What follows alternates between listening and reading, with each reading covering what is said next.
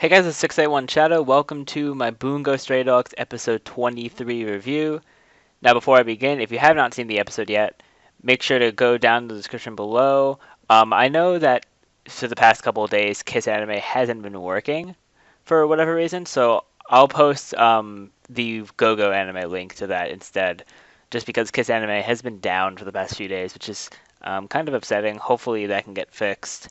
And if not, then I'll probably just be linking GoGo Anime for the for all of my anime content going forward. But so if you don't want to be spoiled, now's the time for you to leave. But to start the review, we begin this episode right where we ended off last week with Atsushi facing off against Akutagawa, which is very awesome to see because we had them fight in season one. I believe it was like episode 10 with them fighting in season one, which was nice.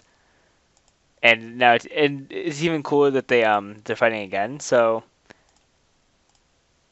it seems like they're gonna have like they have kind of like a mini skirmish, and then there's like a little skirmish they had, and then they have a little bit of dialogue. Like Atsushi's just like, "Why are you here?" And Akutagawa was like, "To kill you." And then Atsushi, of course, has to explain to him like, "Oh, you do not realize the situation that we're in. If this ship crashed into the city, everyone's gonna die." So then, because Atsushi has like the communicator with Dazai, so Dazai gives him the plan to I used to think Dazai would give him the plan to do this to tell Akutagawa that Dazai was on the line and that Dazai wanted to talk to him, and then this man chucks the communicator over like the bridge thing they're on, and Akutagawa jumps up after it.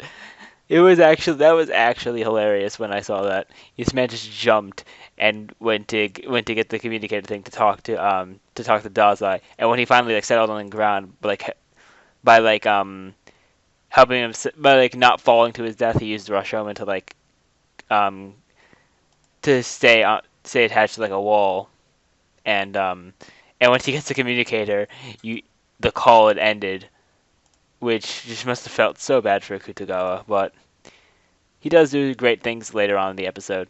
But then the opening plays after that, and then after the opening, you see Francis talking on the phone to his wife, his wife's name being Zelda, which I'm assuming they named their cruise liner afterwards, the one that the Port Mafia bomber destroyed so well in a past episode. I think it was episode 18. Yeah, it was episode 18.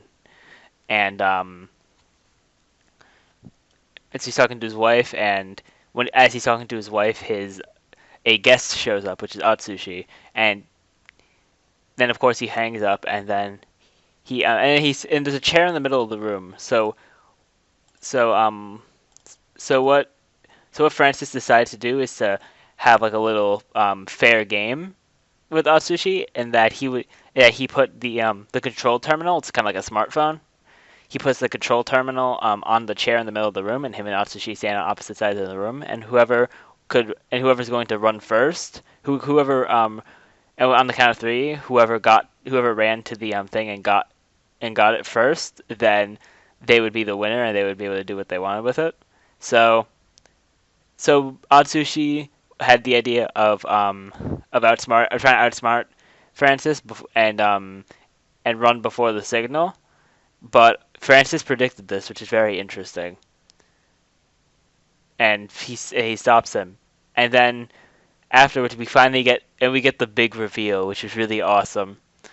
We get the reveal of Francis's ability titled the Great Fitzgerald, in which all of the money that he's ever spent, he can turn all the money he's ever spent into his power. So he can have physical strength equal to the amount of money he's spent throughout his life, which is pretty wild. Like he had $100,000, and he started by using $100,000 that he just had in his hand, and this man started obliterating Atsushi. But then, but then when that's happening, Akutagawa comes in, and it's kind of funny when he comes in. Francis doesn't know how to pronounce this man's name. He doesn't remember it, so he's like, well, what's your name? Agua? He called him Agua, which is pretty funny. But um, but then after that, we cut to Dazai on the communicator. He's actually talking to Kyoka, and he's trying to turn Kyoka around, saying like, "Oh, we're able to get you out of here" and stuff like that, which is pretty nice for her. But she doesn't want it because she, as we saw in episode, I think it was 20. Um, yeah, it was episode 20.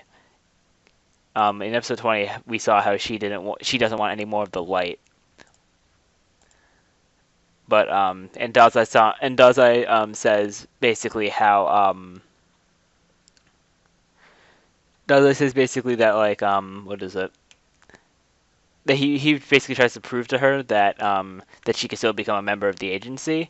She can pass that she is able to pass that test. And I'm pretty sure what he's trying to do, he's trying to use his own expertise because he was in the mafia as well, and also they kind of had a nod back to Odasaku because Odasaku was a good person who was in the mafia. He wanted to be a good person, just like Kyoko wanted to be a good person, and so that was an interesting thing that they did there. But while that's happening, of course, we're having sort of, and this is basically most of the episode, a full-fledged fight between Atsushi, Akutagawa, and Francis. But that was one scene that was really nice, that was pretty interesting. That while Atsushi and Akutagawa were on the ground against Francis, Akutagawa used Rashomon to like cut two holes in the ground, so so he could fight Atsushi alone. But then Francis finds them, and it's just really a bunch of fighting.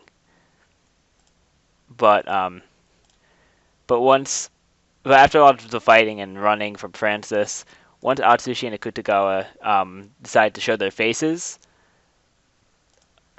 um, Fran- actually, no, not Francis. So what am I saying? Well, Francis, I believe he did increase his power one more time, um, during that time. But then, Akutagawa decides to break out a new Rashomon power that he has. He calls it Rashomon Demonic Armor, which is really it was just a really awesome reveal that he had, and he started just like charging at Francis and was actually kind of overpowering him. But it seemed a bit even. But I think Akutagawa was slightly overpowering him. But then Atsushi gets the power of the tiger and starts fighting, and then they start arguing mid-fight, and Francis is just. I love how Francis was just like, "Oh, you two are so similar. This is really amusing." And then they both got really triggered, and we're like, "Don't compare me to him," and then just blew Francis back. But but in the but then Francis comes back, still not really much. He didn't take much damage, and he says that the book that he wants to get, that he alluded to in episode 20, when he gets that book, um, he'll be able to bring his family back because his daughter died because their daughter died, and so because of that his wife became mentally ill and was unable to accept her death. So they have a fantasy that she is studying in London, and he wants to make that fantasy a reality. So that's really the driving reason that Francis is doing all this, which is nice to see the driving reason. But in the end of the episode, we see Akutagawa and Atsushi charging at this full power Francis. I'm pretty sure it's full power because it showed like the money amounts, and you saw the money amounts. It was going way down, which means he was using a lot of all the money that he's ever spent to turn to power. So that's the end of the Bungo Stray Dogs episode. Let me know what you guys thought in the comment section down below. I do enjoy seeing what you guys thought about the episodes. I really enjoyed it, and I'm happy but not happy at the same time that it's finally gonna be over next week. Because I'm pretty sure there is an OVA planned for it. They did say that on my anime list, but it's in like August of 2017, which is annoying. But Anyways, thank you all for watching. Remember to rate, comment, subscribe, and share this video, and I will see you all next time.